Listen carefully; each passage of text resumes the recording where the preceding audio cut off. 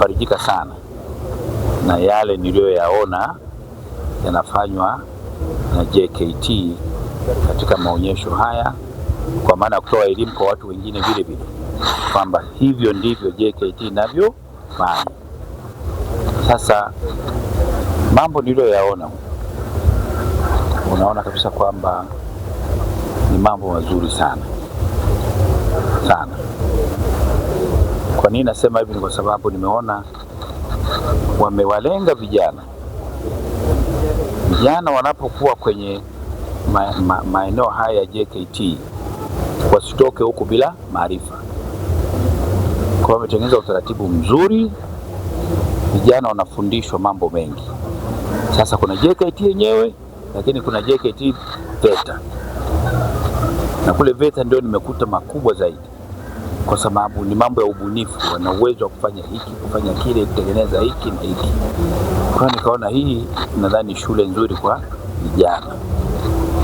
Sasa sisi tuliopita JKT miaka ya zamani huko, hatuna budi kuambia vijana wa leo kwamba tumieni muda huu vizuri.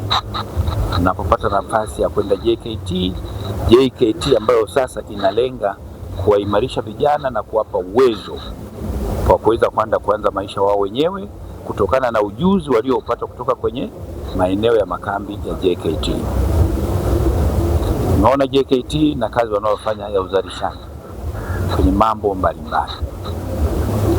Nimefarijika sana, nimekuta hata asali ambayo na mimi ni mpenzi sana, sasa wanazalisha wao wenyewe, tena sio kidogo sana, na inauzwa kwa kiasi kikubwa kabisa.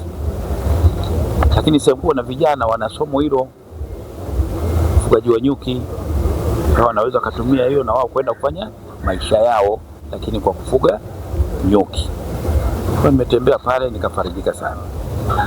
Lakini nimepata nafasi vile vile kwenda kuona kwamba hata sekta ya afya kumbe ina nafasi kubwa katika jeshi. Kwa nimeona pale aina mbalimbali za madawa ambayo sasa hivi wanahangaika nayo, na wanatamani wao wenyewe ndio wazalishaji, wajenge kiwanda ili wao wanavitoa vile moja moja. Mimi nimesema ni kweli mnaweza, sasa mengine mmeyaweza, sembuse hili so kitu kinawezekana kabisa.